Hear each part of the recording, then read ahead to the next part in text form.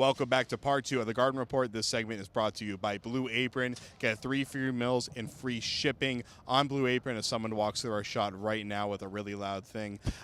Blue Apron is great because if you're like me and you can't cook and it's too much work, you don't have enough time to get everything you need to make meals at home, and you waste all of your disposable income on eating Panera bread and a Saccaria every single night. Or Los Amigos Saccaria, actually. You need Blue Apron. Blue Apron has been great for me. It's made my life way easier, and I'm making good food at home. That used to be me, except now I can cook because I've been using Blue Apron. You That's still true. can't cook? Hey, well, no, my cooking skills have gotten better. Okay. So, and I actually learned how to use my really expensive knife that I bought on eBay from Michel Barat. So, yeah. You're a knife guy. I'm a knife guy Duly now. noted. So, Blue way. Apron is great. Tyler Zeller was even better tonight. Blue suit is great, too. That's Looking true. good, man. I'm all Blue Aproned out tonight for the Magic game for Blue Apron. And for Tyler Zeller, who has been blue in the face from not playing. He missed 10 straight games with that sinus infection, which is why he was blue in the face. I got you. You know, I was starting to wonder if that might have been a legitimate thing. But today he talked about how he would be sitting on the couch at home and his wife would – he was talking to his wife and telling her – which one, I didn't even know he was married. Actually, no, I did know he was married. But he never talks about his personal life ever. No. But he said how he would be sitting on the couch back off. and he would just he wouldn't feel right. He just felt off, and that's how they ended up finding that he had a really severe sinus infection, and he went weeks without really just kind of resting and trying to get rid of it. So it took him a while to get his wind back, but we saw tonight that he really did have his wind back because he was moving well. His skill set was there. You know, Tyler, sometimes he comes into games, he hasn't played in a while, and he looks like his feet are going one way and his hands are going the other. But tonight he was coordinated, and he looked like the Tyler Zeller we remember, being like a solid guy on the pick and roll, a guy that can shoot from 15 feet, who we get to see once every 4 or 5 games. When he sits on the couch, what do you think he watches on TV? No, I'm just kidding. Family Feud.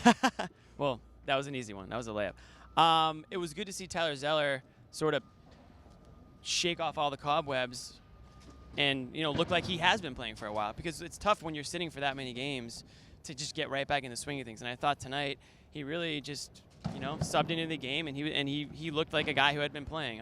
He's a little bit different than what this team generally does out there in the court. You know, he's obviously, you know, he's got a jump shot, but he's not stretching out of the 3-point land, and they don't want him to. But he is a guy, 7-footer, legitimate 7-footer, and he can get in there for boards. We've seen him do it before. Obviously, good to have him back. You want that guy to be healthy. I know he was struggling a bit before he ended up, you know, sitting out with that sinus infection, so maybe that really did have something to do with some of that poor play. But if they can get him back and get performances out of tonight like they did, maybe they don't need a big man as much as we all think that they do. Are we segueing? Are we? Segueing? All right, let's segue. So, very own Celtics blog's Keith Smith had a report today.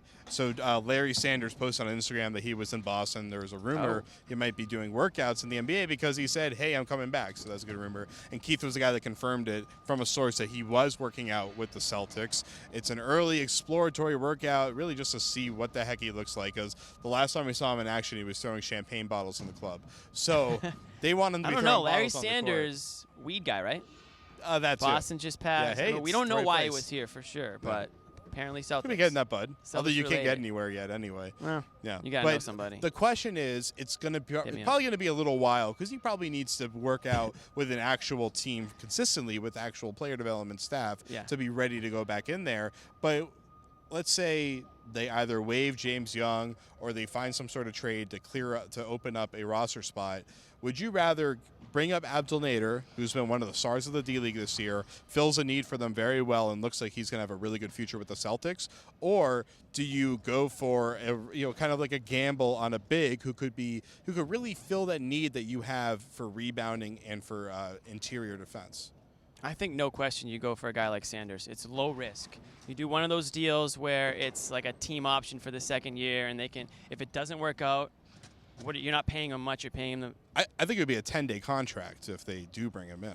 Oh, I was thinking something for the rest. Yeah, okay, maybe you can go 10-day. I don't think he's even at that level where I think he's going to be 10-day. You never know. You never know. We don't know. If it's a 10-day, it's commit. all about getting the roster spot. Yeah. That's what it comes down to. That's a tough decision to make because they do like the guys on this roster right now. I mean, you mentioned James Young. I would imagine he'd be one of the candidates. It's tough to just cut anybody on this team without getting anything in return, but I'm not sure there's much of a return for some of those guys towards the end of the towards the end of the roster at this I mean, point. at that point, your return is that you get to sign someone you want. Right, exactly. I mean, if you Think can of it take that way. James Young, replace him this year with Abdul Nader, who would fill a similar Oh, role to yeah. him, then that's Jackson. I mean, yeah. this is the guy That that's too. he's on the cusp of cracking some playing time. But I do think the need is, and we all know this, the need is down low presence, defensive rebounding presence, and a guy like Larry Sanders, who actually was a bit of a beast before he went off the deep end a bit. Look, they worked him out. I'm sure they sat down with him, they talked with him, they picked his brain. They know exactly what they need to know about him, whether or not he's suitable for playing in the NBA right now or not. And if he is suitable, I can't imagine why they wouldn't take that small risk. Because I think it's a small risk. You're not throwing him a bunch of money like the Bucks did. You're not locked into a bunch of years. You see how it goes. He might have found that drive again, and he jumps onto a team that's one or two players away from really making a deep run. All right, well, stay tuned on Larry Sanders' action because that's exciting. Because he, like you said, he was one of the best emerging young defensive centers in the league, and block party machine. Yeah, my old podcast actually, the Block Party. Yeah, back in the day. All right, well, that's Bring it gonna back. do We'll it. bring it. We will bring it back if he Okay, joins. we'll the call this Celtics. the Block Party for his first game if he signs with the Done. Celtics. So for Jimmy, I'm Jared, Jeremy behind the camera. This is the Garden Report on CLNS Radio and Celtics Blog. We are powered by ZipRecruiter and Blue Apron. The Celtics go to Milwaukee, but we're not flying with them, so we'll see you after the next home game here on the Garden Report.